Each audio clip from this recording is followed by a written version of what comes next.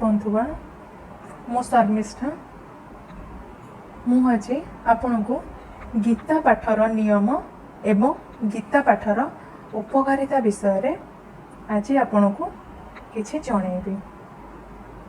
आम मनीष जीवन रे किपरि चलिबाकू हेबो, किपरि जीवन जीवाकू हेबो एवं किपरि निजको गढ़िबाकू हेबो, निजर व्यवहार कर्तव्य एवं कर्म आदि किपरि हेबा उचित, साधारण जीवन एवं उच्च विचारधारा सहित स्वार्थ एवं अहंकार भावना को दमन करने एसबुर महत्वपूर्ण शिक्षा जहा जड़े सद्गुरुंक ठारू शिक्षा करने को मिले ताहा श्रीमद् भगवत गीता ही आमको अति सहजरे शिखाई थाए।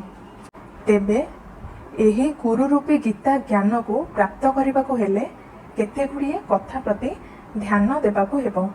तेबे आसंतु एही प्रसंग रे आपण मानको आजिर स्वतंत्र विषय गीता पाठ करिवार नियम। प्रिय सज्जन, श्रीमद् भगवत गीता हिंदू धर्मर एक धार्मिक ग्रंथ। गीता को हिंदू धर्म रे गुरुत्वपूर्ण बोली विवेचना करा जाए।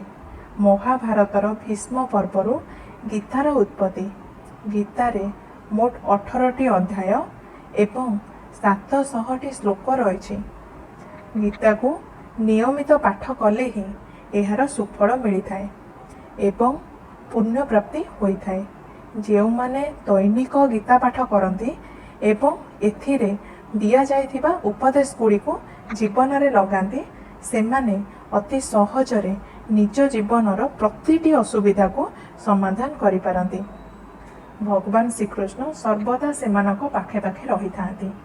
गीता को नियमित भाव में नियम अनुसार पाठ करने आवश्यक। गीता पाठ सहित एहार श्लोक गुड़ी को बुझीपारे अत्यंत लाभ एवं मंगल होता है। तथापि न बुझीपारे गीता पाठ कले अवश्य मंगल होता है। एथिपाई कहा जाए रुचु न रुचु खाओ गीता, बुझ न बुझ पढ़ गीता। एबे आसंतु गीता पाठर नियम संबंध रे जानिबा। गीता ग्रंथ बा पुस्तक को घरर पूजा स्थल बा ठाकुर आस्थान रे रखिबा उचित। गीता को तले किंबा अपरिष्कार स्थान रे रखिबा निषेध। एहाकू सबु बेले एक व्यासासन उपरे रखिबा उचित। एहा हेउची एक पवित्र ग्रंथ। एहाकू अपरिष्कार बा मैला हस्तरे धरिबा अनुचित। गीता पाठ करिबा पूर्व हस्त मुह धोई देबा उचित। गीता पाठ करिबा समय रे अन्यमनस्क बा अस्थिर हेबा अनुचित। गीता को जल्दी जल्दी पढ़ी सारी देबा मतलब रे गीता पाठ करिबा अनुचित। धीर स्थिर एकाग्रता एवं प्रसन्न चित्तरे गीता पाठ करिबा उचित। प्रथम करे जो दिन गीता पाठ आरंभ करेंगे से दिन गीता पाठ आरंभ पूर्व प्रत्यह टीए लेखाएं अध्याय पाठ करिबार संकल्प करिनेबा। गीता पाठ करुथिबा स्थान एवं परिवेश सफा पवित्र हेबा आवश्यक। प्रथमे सेही स्थान रे गंगा जल सिंचन करिवे, तापरे कंबल आसन पकाई बसिवे। सर्वदा कंबल आसन रे बसी गीता पाठ करिबा उचित। किंतु मने रखिबे सेही एका आसन रे बसी गीता पाठ करिवे। आसन कदापि बदलाइबा अनुचित। भगवत गीता जे कोनोसी समय रे भी पढ़ा जाई पारिबो, किंतु एहार सर्वोत्तम फल पाइबाकू हेले एहाकू प्रातः समय रे पठन करिबा उचित। प्रतिदिन स्नान करिबा परे ठाकुर पूजा आदि समापन करिवे। तापरे गीता ग्रंथ को धूप पुष्पादि देई पूजा करिवे। तापरे जाई गीता पाठ करिवे। शेषरे गीता पाठ सारिबा परे आरती करिवे। पाठ आरंभ करिबा पूर्व प्रथमे श्री गणेश श्रीकृष्णकर कौनसी मंत्र उच्चारण पूर्वक ध्यान करिवे अथवा मनरे स्मरण करिवे। तापरे जाई गीता पाठ करिबा उचित। मने रखिवे सर्वदा उत्तर को मुख करी गीता पाठ करिबा उचित। सकाळे पूर्वमुखा होई मध्य गीता पाठ करा जाई पारे, किंतु जेउ दिक को मुख करी पाठ करिवे सर्वदा से गोटे दिक को मुख करी पाठ करिबा उचित।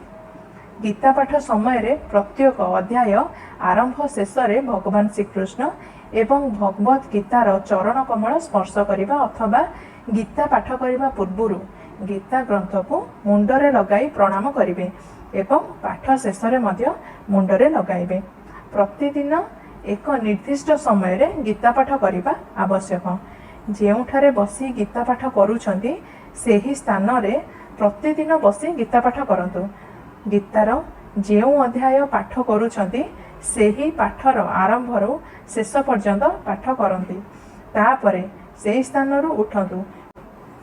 व्यस्त बहुल व्यक्ति जदि संपूर्ण अध्याय पाठ करने को समय पाउनाहांती तेबे अन्यून्य 2टी श्लोक पाठ करंतु एवं ताहार भावार्थ को भल भाव बुझंतु। आउ मध्य मन भितर ताको बारंबार स्मरण करंतु। गीतार गोटिए अध्याय पाठ करने परे अपर अध्याय को जातु। क्रमानुसार श्लोक गुड़ी को पाठ करंतु। गीता पाठ को खाली बही रे सीमित रखंतु नहीं। गीतार प्रत्येक श्लोकर अर्थ एवं तत्वबोध को बुझंतु एवं ताहाको निज जीवन रे लगाइबा को चेष्टा करंतु। ताहा हेले जाए गीता पाठर उपयुक्त लाभ एवं महत्व उपलब्धि करि परिबे। गीता पाठ पूर्वरु चाहा कॉफी क्षीर पानी एवं अन्य किछि न खाइबा अत्यंत भल। जदि केही रोग पीड़ित व्यक्ति थांती तेबे सेही रोगी पीड़ित व्यक्ति को गीतार 8म अध्याय एवं 15 अध्याय प्रत्यय सुनाइबा उचित। एहा द्वारा रोग उपशम हुए। जदिबा रोगीर मृत्यु हुए तेबे सेही मृत्यु मंगलमय हुए। जदि आपण गीता पाठ करूछंती सर्वदा गीतार जत्न नियंतु, सम्मान करंतु एवं गीता को सबु समय रे स्मरण करंतु। प्रतिदिन गीता पाठ करने सहित गीतार महात्म्य अवश्य पाठ करने उचित। अर्थात जो अध्याय पाठ करूछंती सेही अध्याय शेष करने परे गीता महात्म्य सुनिश्चित पढ़ंतु। गीता को नियमित पाठ कले अशांत मन शांत हुए, पवित्र रहे, निज भीतरर नकारात्मक भाव नष्ट हुए, सबु प्रकार समस्या दूर हेबाकु लागे। गीता मनीष को उचित मार्ग रे चलिबाकु एवं उचित कर्म करने प्रेरणा देइथाए। गीता पाठ द्वारा आत्मानुभूति लाभ हुए। मनरु मोह माया विकार एवं समस्त प्रकार भय दूर हुए। मृत्यु सुगम एवं मंगलमय हेबा सह मोक्ष प्राप्ति हुए। प्रिय सज्जन, संपूर्ण मानव शरीरर उद्धार पाई गीता शास्त्र रचित होइछि। स्थान काल एवं पात्र विशेष रे जे कोनोसी व्यक्ति श्रद्धापूर्वक गीता पाठ करे परम सिद्धि प्राप्त करिथाए। एथि सहित आत्मकल्याण इच्छा करुथिबा व्यक्ति निजे गीता पाठ करिबा सहित अन्य को गीता सुनाइबा एवं अन्य मानकु मध्य गीता पढ़िबा पई उत्साहित करिबा उचित। एहा करिबा द्वारा निजर अशेष पुण्य एवं कल्याण साधित हुए। एहा ही कल्याणकारी मार्ग। नियमित गीता पढ़ंतु, निजको भाग्यवान करंतु एवं भगवान जोगेश्वर श्रीकृष्ण आपण मानकु सर्वदा कृपाशीर्वाद करंतु। एही कामना सहित आज पई रहुछि। धन्यवाद। जय श्री कृष्ण।